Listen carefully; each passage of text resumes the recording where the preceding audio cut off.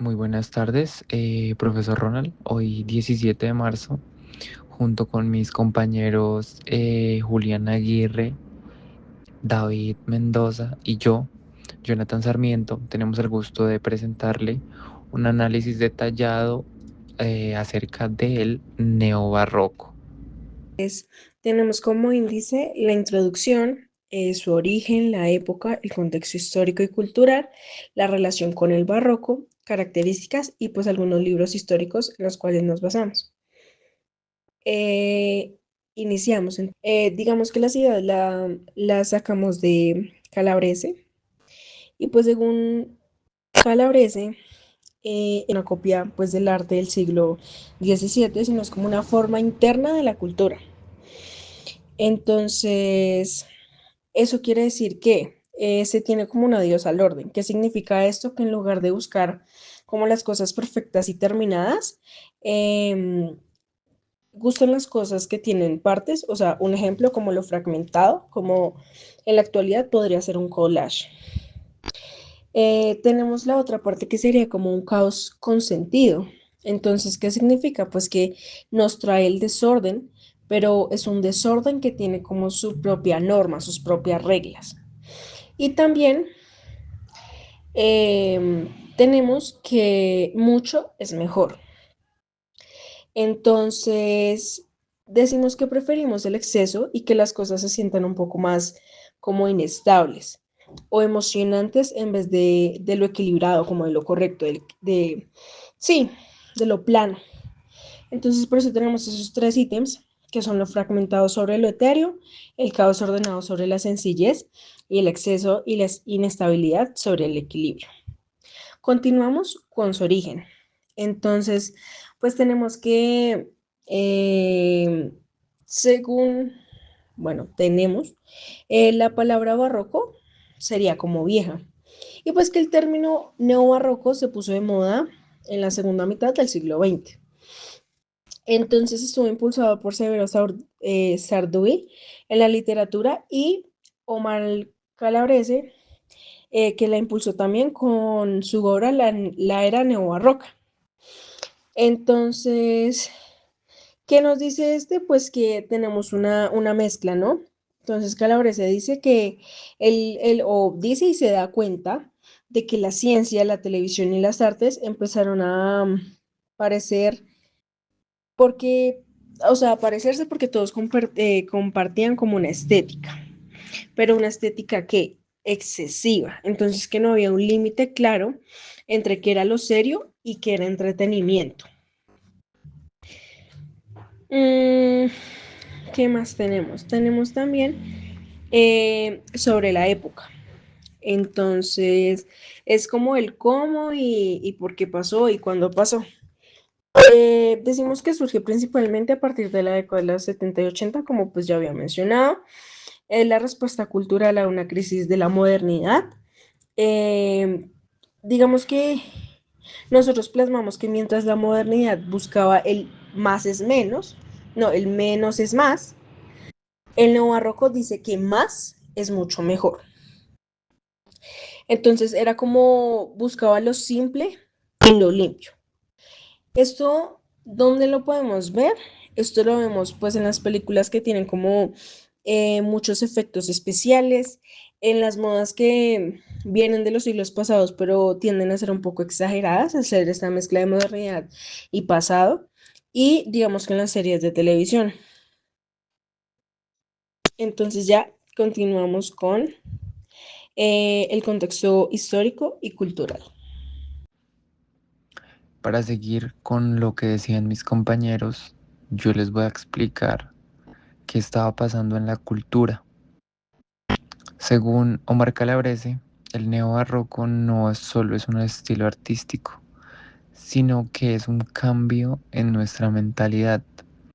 Entonces, en el libro de la era neobarroca, él explica que veníamos de una época que estaba obsesionada con que todo fuera como perfecto, lógico y que estuviera bajo control.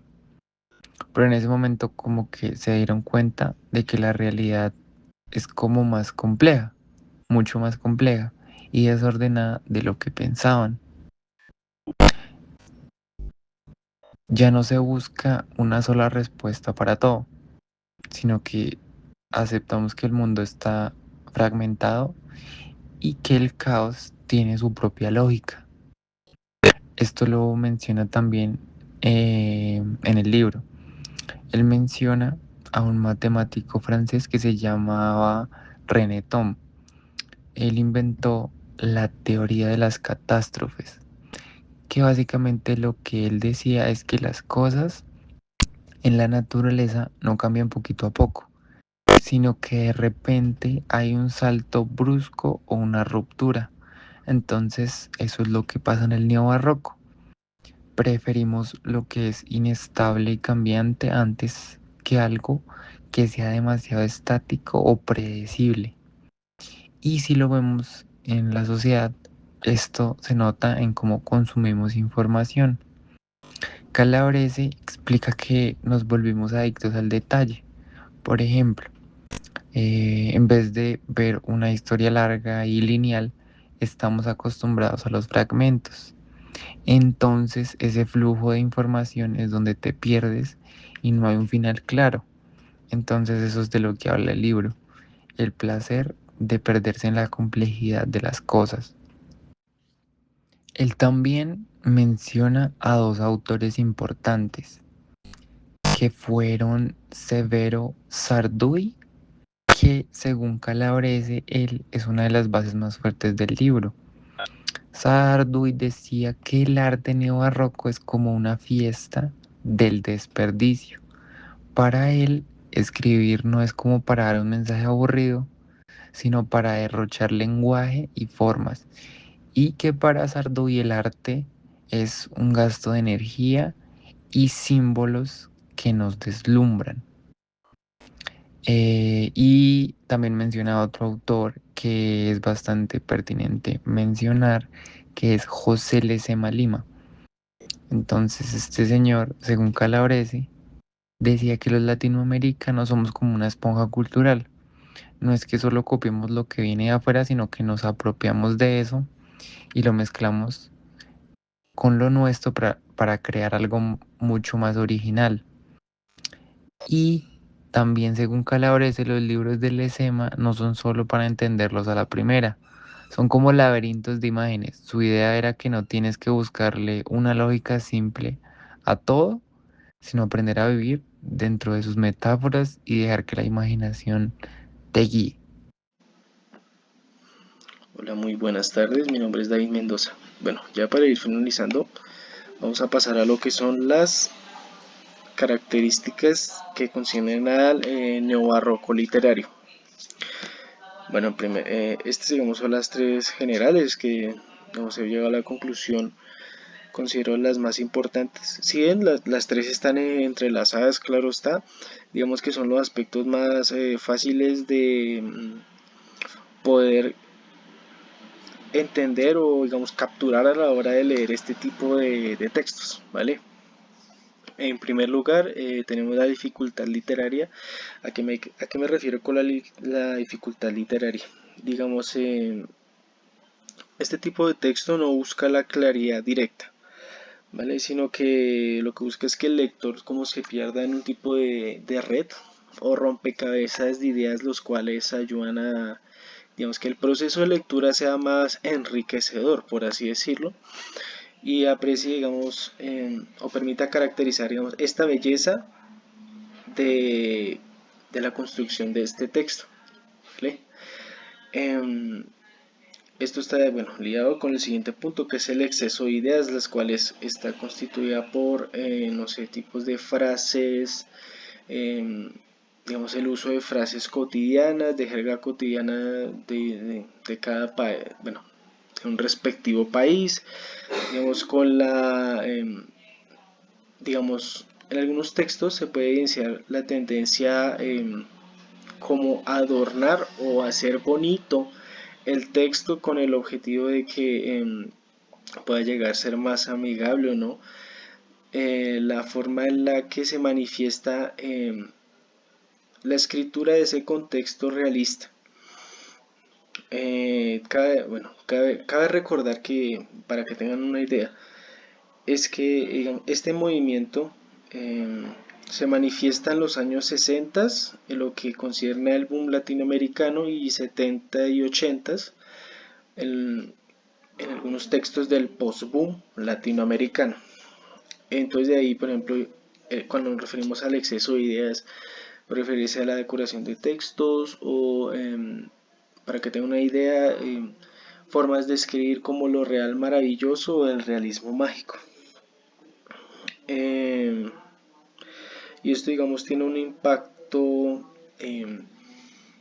sea, puede llegar a ser muy efectivo, digamos, cuando se llega a otro tipo de culturas.